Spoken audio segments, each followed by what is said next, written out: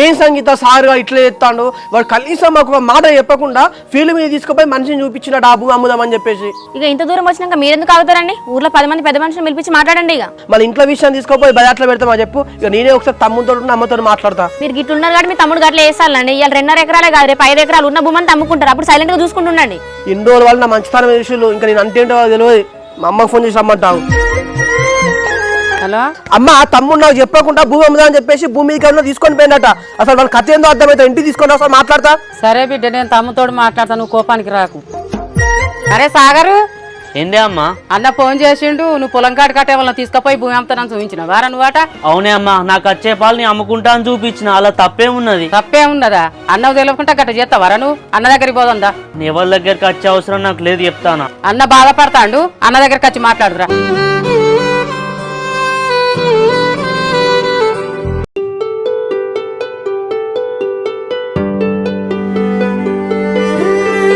ఏంద్రా తమ్ముడు నువ్వేం చెప్తావు? నీకు అర్థమవుతాను అసలు?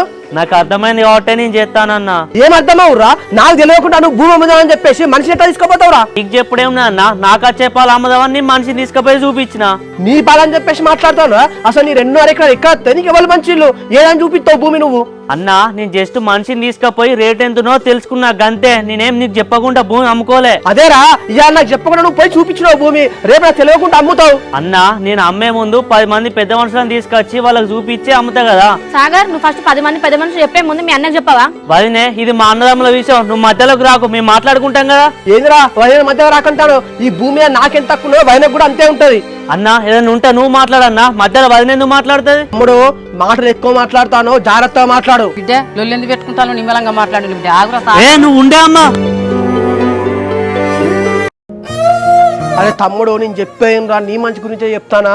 నువ్వు చదువుకు జాబ్ చేసుకోరా, తర్వాత డైరీ ఫార్మా బిజినెస్ అని నచ్చింది చేసుకుంటావు. మరి నువ్వు కూడా మంచిగా చదువుకున్నావు కదా, నువ్వు చదువుకున్న చదువుకు మంచిగా జాబ్ చేసుకో, ఆ రియల్ ఎస్టేట్ బంద్ చేసి. నీకు ఇప్పుడు జాబ్ ఎందుకు చేసుకుంటారా?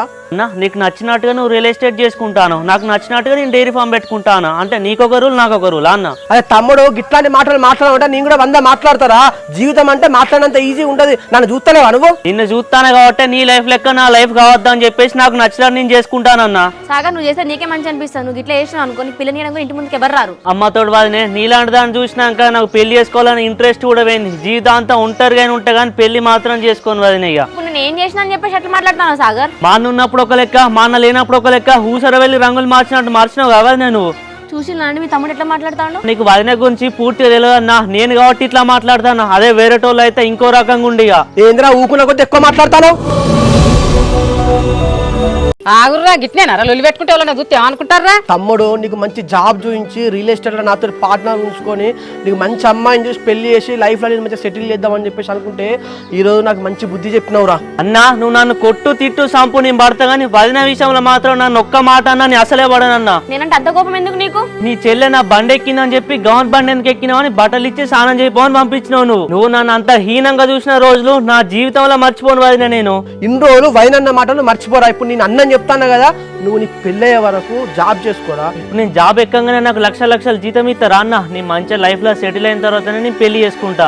నువ్వు చేసే 10,000 జాబ్ అయినా పద్ధతిగా చేసుకుంటే అదే పిల్లగాడు మంచోడు, మంచిగా 2.5 ఎకరాల భూమి అని చెప్పేసి మంచి పిల్లని ఇస్తారా.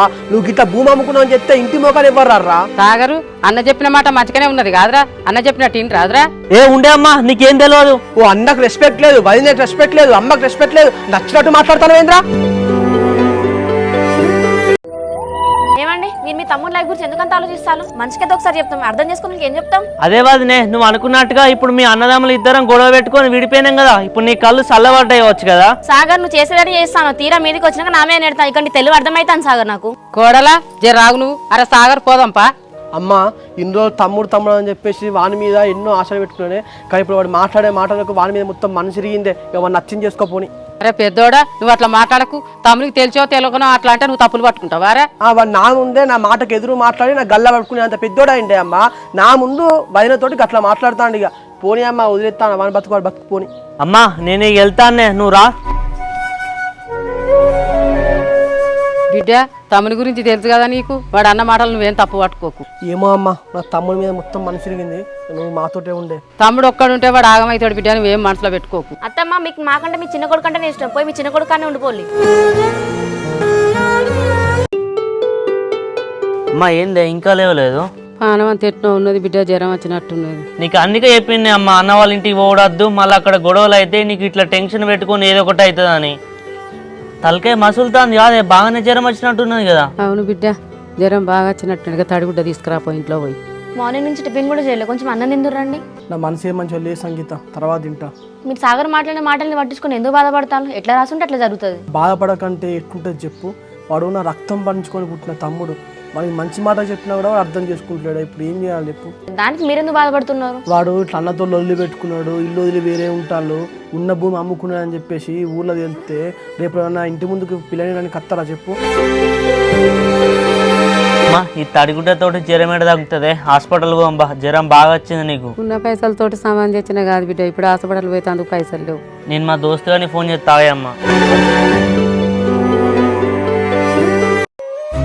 హలో. అరే సురేష్, నిన్న చిన్న గొడవ అయిందిరా, అమ్మకి బాగా జ్వరం వచ్చింది, హాస్పిటల్ తీసుకుపోవాలి, కొన్ని పైసలు అవసరం ఉన్నాయి, కొట్టవారా? అరే మళ్ళీ ఏం గొడవ పడ్డారా? మళ్ళీ భూమి గురించి గొడవ అయిందిరా, కొన్ని పైసలు ఉంటాయి, కొట్టరా, హాస్పిటల్కి వెళ్ళాలి. సరేరా, ఫోన్పే చేస్తాను చూసుకో. హలో సురేష్. అన్న నేను ఏదో గొడవ జరిగిందటగా అన్న? అవును సురేష్, వాడు భూమి అమ్ముతా అంటే దాని నుంచి వచ్చిన లొల్లయింది. అమ్మకు బాగా జ్వరం వచ్చిందంట, డబ్బులు కావాలంట, హాస్పిటల్ తీసుకుపోతాను సాగరాడు ఫోన్ చేసింది. అయితే నా దగ్గర ఉన్న పైసలు కొడతానా, ఇక నేను పంపించిన అని చెప్పకుండా వాడికి పంపించేసి. సరే అన్న. అన్న వాడు నువ్వు చెప్పిన మాట నచ్చగా అన్న, ఎందుకు ఇట్లా చెప్తాను వాడు?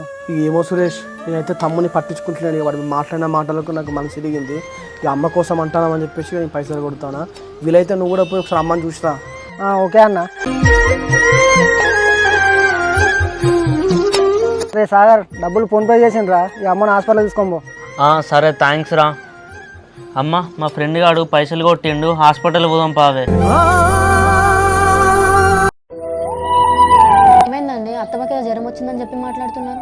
నిన్న అట్లా గొడవలు జరిగినాయి కదనే, ఇక ఆ టెన్షన్స్కి దానికి జ్వరం వచ్చినట్టున్నది, హాస్పిటల్ తీసుకుపోతా అంటే పైసలు కొట్టినా. అవునా అండి? అత్తమ్మకి అసలే బీపీ షుగర్, అత్తమ్మ ముందు మీరు గొడవ పడ్డారు, ఆ రంది పెట్టుకున్నట్టున్నది. ఇక అవును సంగీత, నాకు కూడా అదే భయం అవుతుంది.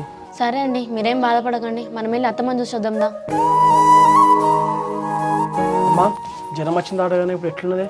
పొద్దుగాలనే హాస్పిటల్ పోయి వచ్చిన బిడ్డ, జ్వరం జారింది ఇప్పుడు. అమ్మ అసలే రోజులు మంచిగా లేవే, ఇప్పటికి నీకు 2 సార్లు జ్వరం వచ్చింది, లొల్లు లేవట్టి ఎందుకే ఎక్కువన్నాడు, మన ఇంటికి వెళ్దాందా? తమ్ముని నొక్కని వదిలేసి ఎట్లా రావాలా బిడ్డ, నువ్వే అర్థం చేసుకోవాలి. అత్తమ్మ మీరు సాగని వెనకాల వేసుకొస్తారు కాబట్టి ఇష్టం ఉన్నట్టు చేస్తాను, కొండలు వదిలేండి, మన విలువ తెలుస్తుంది.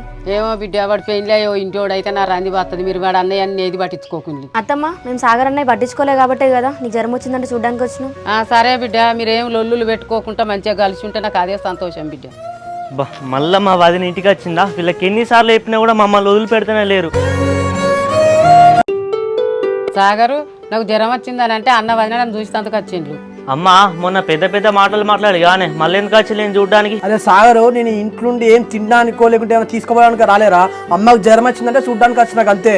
అన్నా నువ్వు తీసుకుపోవడానికో తినడానికి వచ్చినావు నేను అంటలేను అన్న, మమ్మల్ని వదిలేసిన అన్నావు కదా, మరి అట్లనే ఉండు. ఇక ఏంది సాగర్ ఊకుండా బాగా ఎక్కువ మాట్లాడతాను, ఇంట్లో నీకెంత హక్కు ఉందో మాకు కూడా అంతే హక్కు ఉంది, మాకు నచ్చినప్పుడు వస్తాం. సరే వదినే, భూమిలో నాకు ఎట్లా పాలొస్తుందో అట్లనే ఇంట్లో కూడా నాకు పాలొస్తుందిగా. ఈ 2 రూములు ఉన్నాయిగా, అలా నాకు ఏ రూమ్ అత్తో చెప్పు, అలానే అమ్మ నేను ఉంటాం వచ్చి. అరే సాగరు, అక్కడ కూర్చోపో. అత్తమ్మ నా పెళ్ళైనప్పటి నుంచి చూస్తాను, ఏ రోజు మా ఆయన బాధపడలేదు, ఈ రోజు సాగర్ గురించి ఆలోచించుకుంటే కంటలు పెట్టుకున్నాడు. వదినే చిన్నప్పటి నుంచి మా అన్న నన్ను ఏ రోజు ఒక మాట అనలే, నీ వల్ల నన్ను కొట్టే స్థాయి వరకు వచ్చిండు, నేనెంత బాధపడాలి దానికి? నీకు దండం పెడతానా సాగర్, ఈ కాలం నుంచి నీ జోలికి రా, నేను ఒక్క మాట కూడా అనను. నువ్వు ఉండు సంగీత. ఇక తమ్ముడు ఈ రోజున మమ్మల్ని ఇంటికి ఎందుకు వచ్చినావు అని చెప్పేసి అంటాను కదరా. సరేరా అమ్మ, నీ ఆరోగ్యం మాత్రం జాగ్రత్త, నేను వెళ్తాను.